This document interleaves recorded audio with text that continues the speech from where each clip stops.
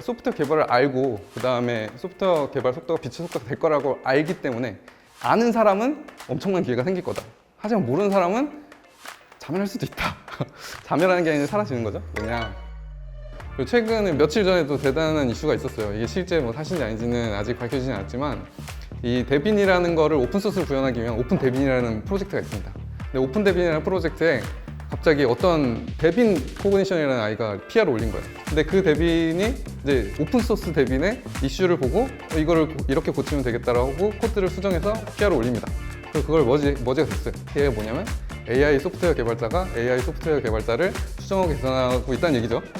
뭐 그러면 이제 진짜로 AI를 만들고 AI 개발자를 만든 우리 개발자들은 진짜로 자멸할 것인가? 그리고 이제 추상화 자동, AI를 통해서 추상화 자동화하는 게 이제 궁극적인 추상화 자동화가 되는데 이제 첫 번째 추상화는 우리가 자연어로 프로그래밍을 할 수 있게 됨으로써 AI가 자연어로 말한 거를 뒤에서 디버깅도 하고 코드도 만들고 배포도 하고 다 하면서 그냥 모든 게 다 추상화되죠. 궁극적으로 되고 자동화 역시 코드 일부 작성, 뭐 컴포넌트 작성, 뭐 서버 인프라스트럭처 이렇게 독립적으로 잘게 하던 거를 전체적으로 통합해서 개발하고 그걸 다 배포하고 관리하는 것까지 다 하게 되면 추상화 자동화까지 다 되는 거죠. 뭐 얼마 전까지만 해도 뭐 이렇게 되겠나 그랬는데 지금은 이렇게 된다라고 얘기하면 이견이 있는 사람은 아무도 없죠. 이거는 그냥 제 생각인데 빛의 속도 아무리 로켓이 빨라져도 빛의 속도에 근접은 하지만 빛의 속도까지 갈 수는 없잖아요. 저 이것도 비슷하다고 생각하거든요. 개발을 완전히 자동화를 하긴 하겠지만 그렇다고 해서 100% 완전히 자동화를 하냐? 그거까지는 아니라고 생각을 합니다. 거기까지 근접은 할 것이다. 하지만 완전히 대체하지 않을 것이다. 프로그램 개발은 아마 다 해줄 거야. 그러면 뭐가 남냐? 문제 정의, 문제 해결을 할 건데 사실 문제 정의와 문제 해결을 하는 방법도 어느 정도 AI가 해줄 수는 있지만 그걸 결국은 이제 사람이 선택을 하게 될 것이다. 그래 사람이 선택을 하는데 근데 선택을 하려면 알아야 돼. 알아야 되기 때문에 소프트웨어 개발자가 분명히 있게 될 것이다 라고 생각을 하고요. 또 뭐가 중요하냐? 문제 해결이 중요하다고 했죠. 어떤 기술이 어떤 프로그램을 만들어서 어떤 방식으로 하는 거를 이제 생각하고 판단하는 역할이 사실 가장 중요합니다. 보면은 이제 소프트웨어 1.0 같은 경우는 알고리즘을 직접 만드는 영역인데 이 영역은 우리가 사람이 직접 알고리즘을 고안해야 되기 때문에 되게 느리기도 하거니와 그 다음에 풀 수 있는 영역이 되게 극도로 제한되어 있는데 머신러닝이라는 소프트웨어 2.0은 머신러닝을 통해서 만들어내는 건데 이 영역은 조금 더 넓은 범위를 해결할 수 있게 됐고 그리고 이제 생성 AI를 통해서 만들어내는 소프트웨어 3.0 같은 경우는 진짜 거의 인간이 필요로 하는 거의 모든 영역에 있는 영역을 다 풀어낼 수 있다. 그렇기 때문에 훨씬 더 많은 영역을 풀어낼 수 있기 때문에 훨씬 더 많은 영역의 일이 생길 것이다.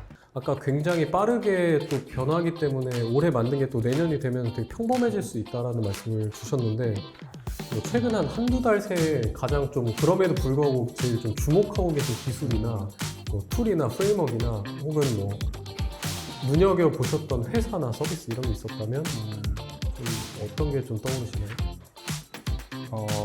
일단 그 기술 자체로 봤을 때는 제가 생각했던 것보다 동영상하고 음악 생성하는 기술이 훨씬 빠르게 올라오고 있어요.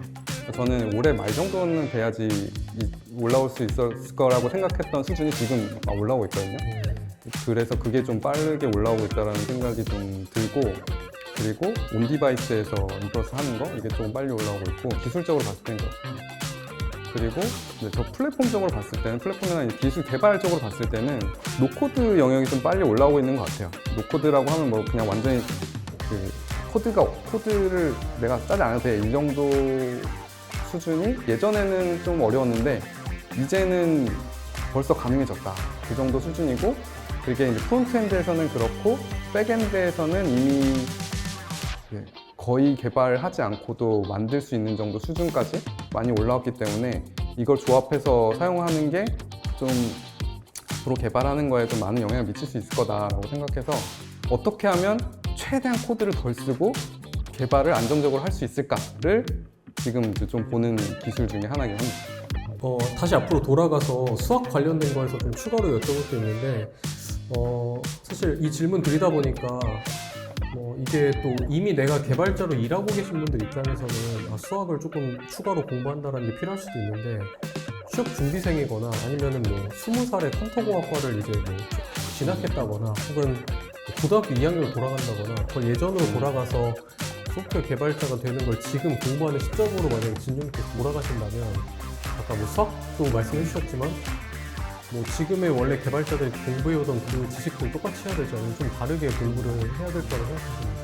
다 해야 되겠지만 국영수를 열심히 해야 된다는 변함이 없는 것 같아요. 일단 지금 현재로서도 그렇고 이전에도 그렇고 제가 생각했을 때 좀